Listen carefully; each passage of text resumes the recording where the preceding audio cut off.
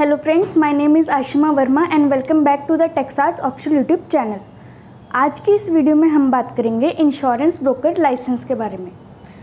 तो सबसे पहले हम बात करेंगे इंश्योरेंस ब्रोकर कौन होते हैं, उनको इस लाइसेंस की ज़रूरत क्यों पड़ती है, eligibility criteria for insurance broker licence, documents required and registration procedure of insurance broker licence.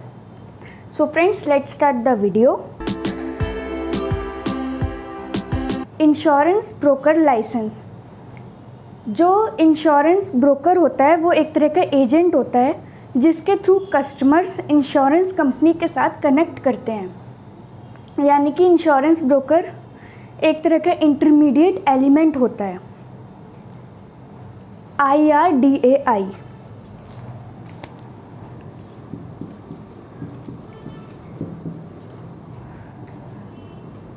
Insurance regulatory and development authority of India.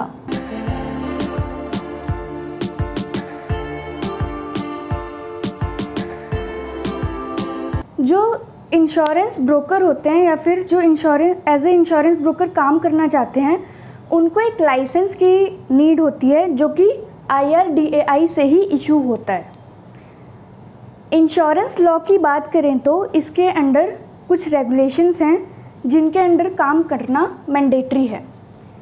First है the insurance act 1938।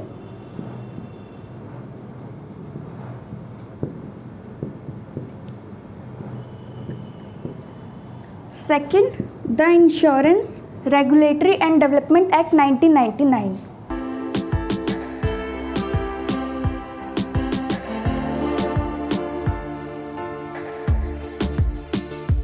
Eligibility criteria for insurance broker licence. अब मैं आपको बताऊंगी कि क्या eligibility criteria होते हैं insurance broker licence को इशू करने के लिए।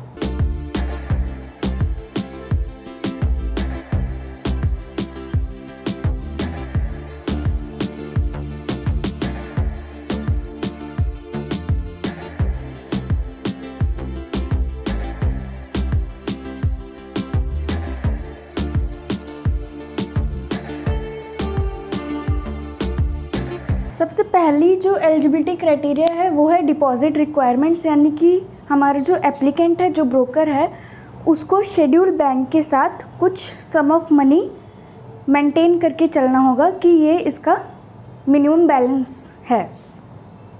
सेकंड है कैपिटल रिक्वायरमेंट्स। कैपिटल रिक्वायरमेंट्स की बात करें तो जो हमारा एप्लीकेंट है उसको मैक्सिमम 75 लाख तक की कैपिटल इंट्रोड्यूस करनी होगी। थर्ड है net worth requirements.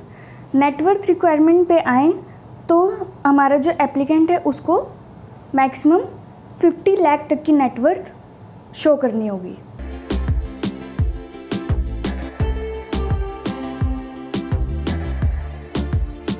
Documents required for insurance broker licence. अब क्या क्या डॉक्यूमेंट्स की आपको इस पे ज़रूरत होगी इंश्योरेंस ब्रोकर लाइसेंस को अप्लाई करने के लिए, वो अब मैं आपको बताऊंगी। सबसे पहले copy of MOA and AOA, submission of relevant information as required in schedule 1 form B,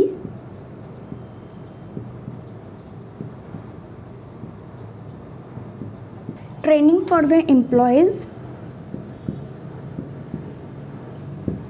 submission of relevant information as required in schedule 1 form F,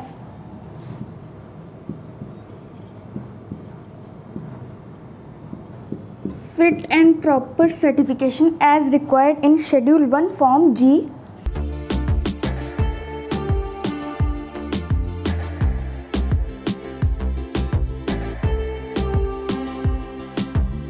details of directors, partners and key management personnel as required in the form,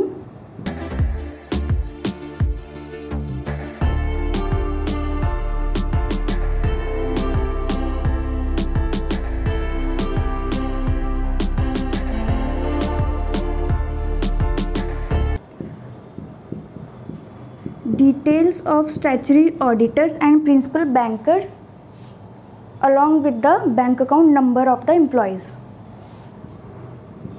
तो ये सारे documents एक insurance broker को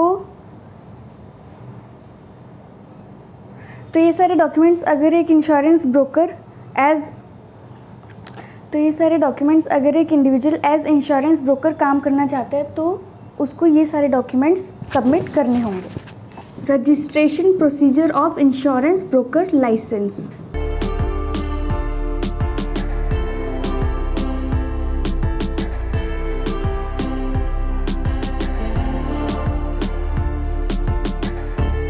इस license के लिए जो application file होगी वो की जाएगी शेड्यूल 1 फॉर्म बी के अंडर, और जितने भी डॉक्यूमेंट्स आपको सबमिट करने हैं वो होंगे शेड्यूल 1 फॉर्म सी के under.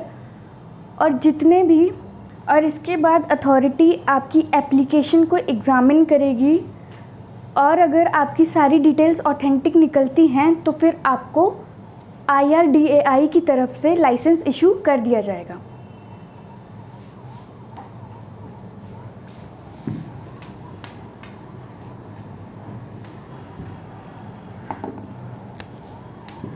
Validity period of insurance broker licence.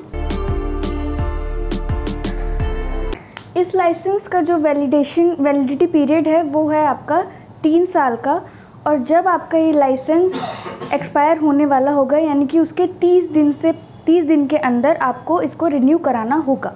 तो फ्रेंड्स, इंश्योरेंस ब्रोकर लाइसेंस के बारे में सारी डिटेल्स मैंने आपको दे दी है। अगर इन फ्यूचर आप इस लाइसेंस के लिए अप्लाई करना चाहते हैं तो आप हमसे कनेक्ट कर सकते हैं। Thank you. अगर आपको ये वीडियो पसंद आया तो लाइक करें, शेयर करें और हमारे चैनल को सब्सक्राइब करें।